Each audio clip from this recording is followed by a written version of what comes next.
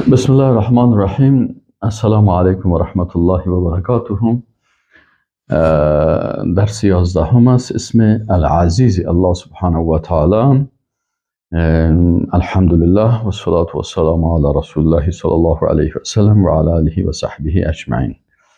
خب العزیز این صیغه مبالغه هست، از کلمه عز یعز و عزتا گرفته شده هست و این کلمه العزیز با معناهای مختلف میه. خود این کلمه اول به معنای عزت و اکرام میه. مثلا وقتی میگیم و اعززته، یک کس را عزت کردم، یعنی اکرمته و احببته، را اکرام کردم و را دوست داشتم. به معنای غلبه و قوت میه. العز في الأصل القوة والشدة والغلبة. عز، کلمه عزیز که از عز یعز عزا و عزتا، خود کلمه عز به معنای چی هست؟ قوت و شدت هست و به معنای غلبه هست. اون به معنای بلندی و امتناع. العز والعزة الرفعة، بلندی، والامتناع و ممانعت. خب اسم العزیز الله سبحانه و تعالی را چه قسم بشناسیم؟ در تعریفش میتونه بگوییم که العزیز من اسماء الله الحسنى.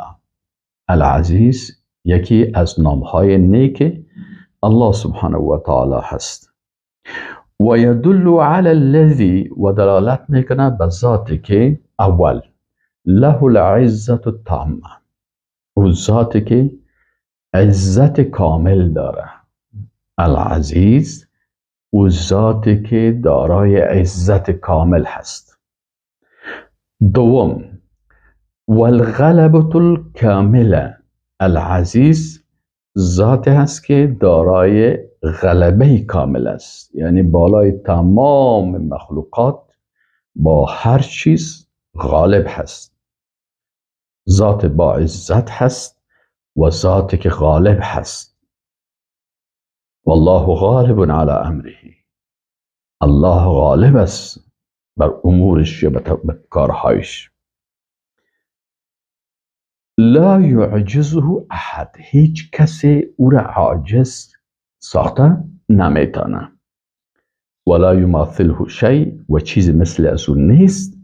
و هو الذی یعز من عباده من یشاء، ذاتی هست که عزت میده از بنده های خود هر کسی را بخواهد. خب اول گفتیم که العزیز اسم از اسماء الله الحسنى هست. والله الذي لا اله الا هو الملك القدوس السلام المؤمن المهيمن العزیز. در سوره حشر آیت 23.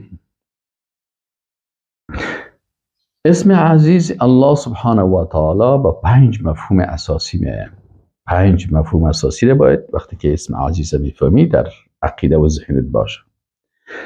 اول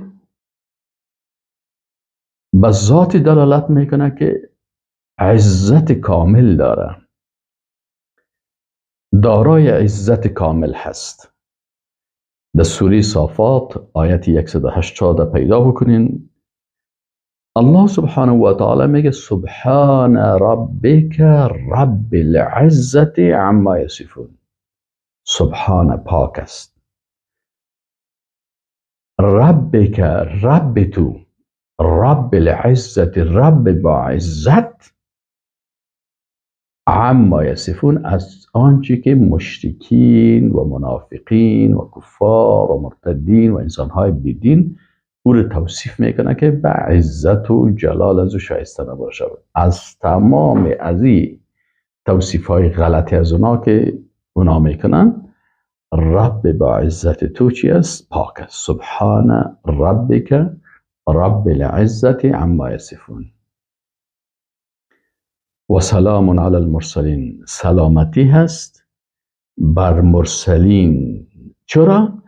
یعنی مرسلین سخنایشان سلامت است از عیب. چرا مرسلین پیغمبرا از کتاب منزل و وحی منزلی که الله خدا ذات با عظمت و ذات با عزت خدا معرفی کرده مطابق از این معرفی میکنه. اما دیگران از دل خود چیزهایی میگه که به جلال الله شایسته نمی باشه. سبحان ربک رب العزت عما یصفون و سلام و سلامتی هست بر مرسلین، بر پیغمبرانی که الله را مطابق وحیش معرفی میکنن. والحمد لله رب العالمین. و حمد است یعنی تمام صفات کامل، صفات جلال و عظمت و کبریا بر از اوست. والحمد حمد. چی معنی حمد؟ یعنی تمام صفات با عظمت، با جلال، صفاتی که شایسته ذات از او هست او مخصوص از او هست. والحمد لله، چون او رب العالمین هست، خلق کننده و حفظ کننده و تقدیر کننده و تعیین کننده احکام برای عالمیان هست. و از اول فهمیدیم که العزیز یعنی ذاتی که بسیار با عزت هست. الله متعال میگه الذين يتخذون الكافرين اولیاء من دون المؤمنین ابتغون عندهم العزة فإن العزة لله جميعا. سوره نساء آیت 139. کسانی که کافرها را دوست خود میگیرن، دشمنای الله را دوست خود میگیرن بغیر از مؤمنان، آیا هدفشان این هست که به نزد کافرها عزت است؟ از این خاطر رو کافر را دوست خود میگیرن؟ الله متعال میگه فإن، پس یقین داشته باشین که العزت لله جمیعا، تمامی عزت که هست مخصوص الله هست. ای کافری بیدین، ای منافق، ای مشرک، ای مرتد ای عزت نداره. پس شما چرا رو دوستان میگیرین؟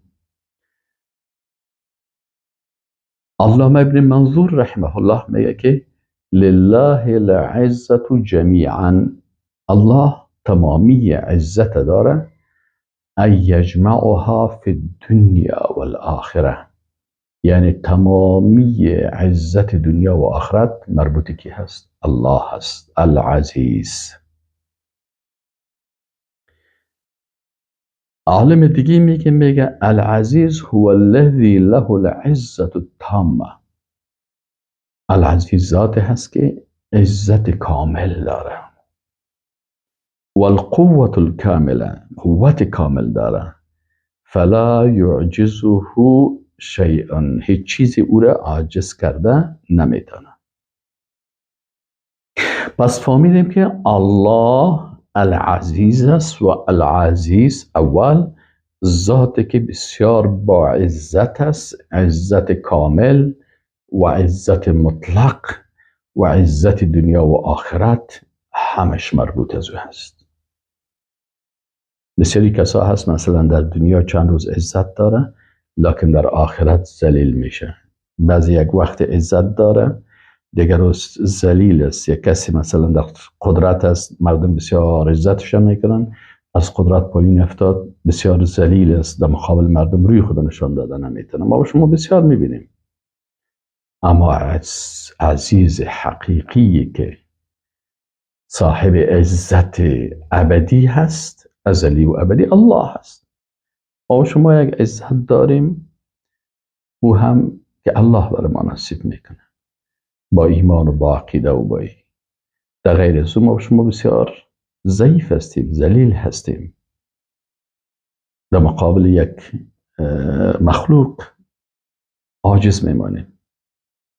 خب دوم وقتی که العزیز شناخت میگیم که العزیز ذات هست که دارای الغلبة الکامله، یعنی عزیز ذات هست که غلبه کامل داره، غالب است کاملا. كتب الله لأغلبن انا و رسولی، الله میگه که الله نوشته هست، مقدر کرده است که من و پیغمبرایم غالب میشیم. این الله قوی عزیز.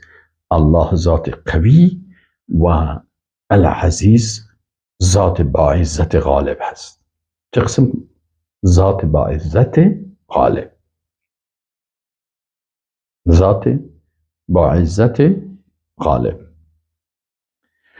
علامه کسایی چی میگن و ابن انباری میگه العزیز القوی الغالب، قویه که غالب است. علامه طبری رحمه الله چی میگه؟ میگه العزیز الذي لا يمتنع عليه شيء الذي لا يمتنع عليه شيء اراده. عزیز ذاتی هست که هر چیز را که اراده بکنه در از او ممانعت کرده نمیشه. علامه بیضاوی رحمه الله چی میگه؟ العزیز الذي لا يقهر ولا يغلب على ما يريد. چقدر علما زیبا همون فهم خودم میگن. میگه من عزیز این قسم فهمیدم که ذاتی هست که هیچ وقت مغلوب نمیشه و هیچ وقت ضعیف نمیشه با آن چیزی که اراده کرده. لا یقهر ولا یغلب. کسی که او را بالایش قهر کرده نمیتونه و غلبه کرده نمیتونه، سیطره کرده نمیتونه. هیچ وقت چیزی که اراده کنه ارادش نافذ است. علامه سعدی میگه که در تفسیر خود، یک عالم از تفسیر داره به نام تفسیر سعدی، نام تفسیرش تیسیر الکریم الرحمن فی تفسیر کلام المنان هست. عبدالرحمن ابن ناصر ابن عبدالله سعدی. این عالم بزرگوار میگه العزیز الذی قهر کل شیء. میگه عزیز ذاتی هست که مغلوب ساخته تمام مخلوقات، کلگی مغلوب است بر از او. و خضع له کل شیء. و هر کسی بر از او خضوع و عاجزی و تسلیمی دارن. کل ما تسلیم ذات عزیز هستیم.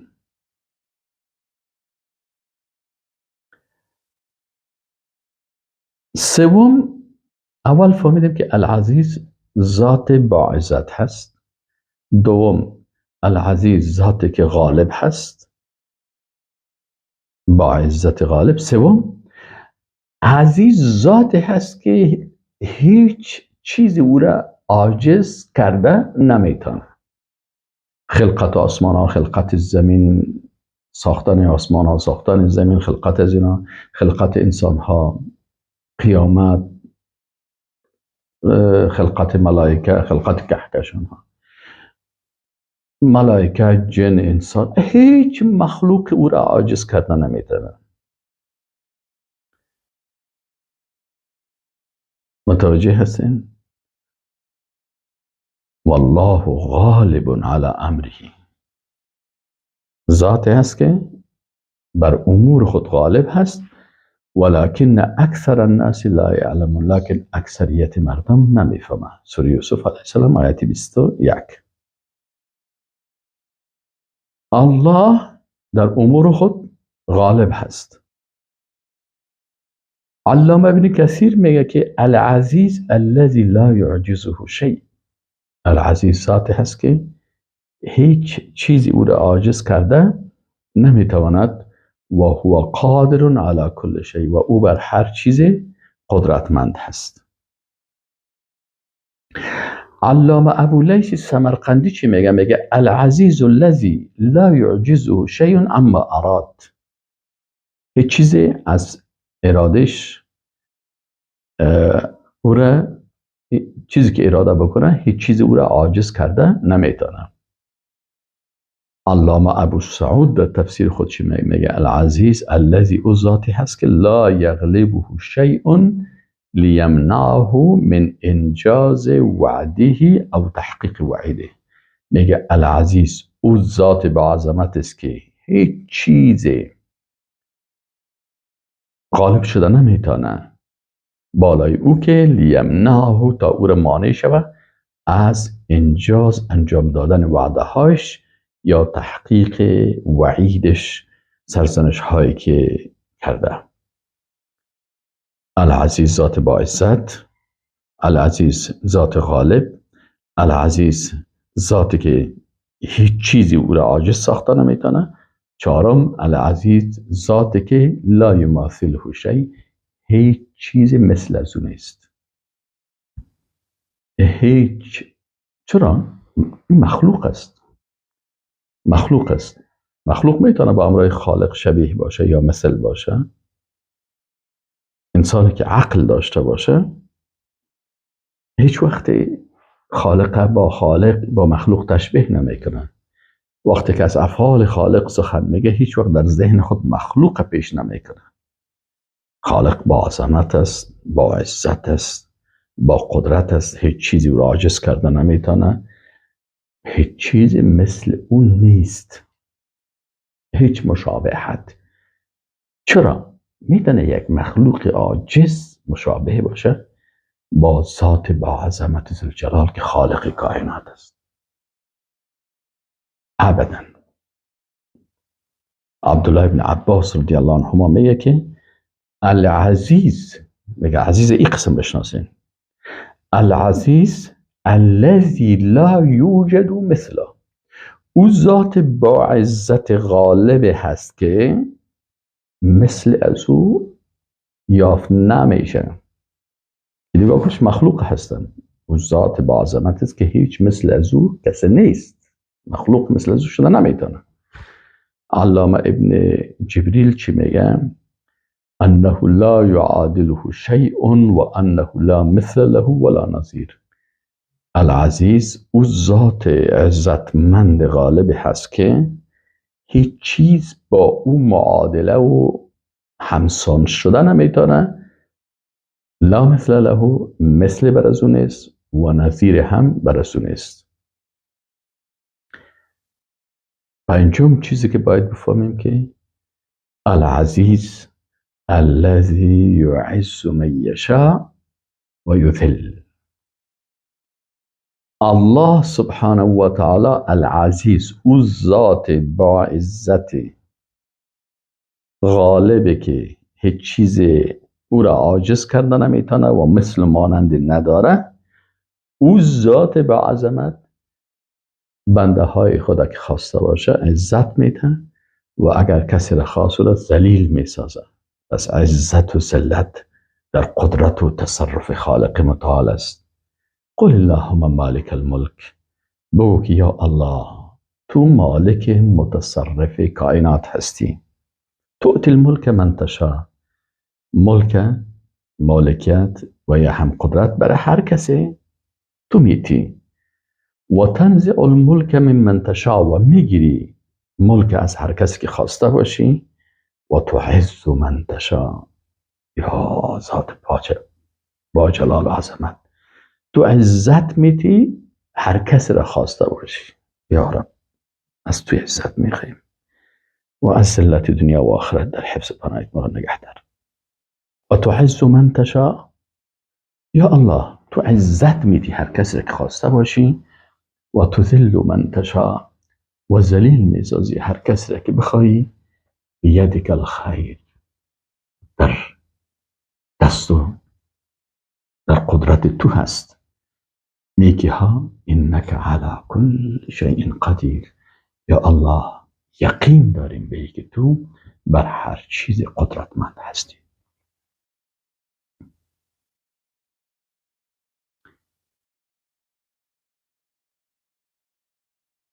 امام طبری رحمه الله میگه که العزیز الذی لا یذل من نصره. عزیز او تو ذات با عزت غالب هست که ذلیل نمیسازه کسی که در نصرت دینش باشه.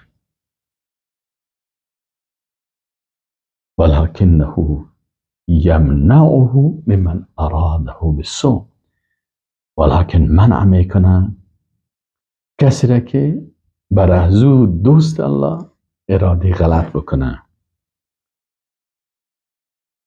و الیه هجرته و بسوی زوز هجرتش. بس فهمیدیم که الله العزیز است. العزیز یعنی ذات با عزت. العزیز یعنی ذاتی که غالب هست، دیگرها کلشان مغلوب هستند. العزیز ذاتی که هیچ چیزی او را در ارادش عاجز کرده نمیتواند. العزیز ذات با عزت غالبه که هیچ مخلوق، هیچ چیزی مثل و شبیه از او نیست.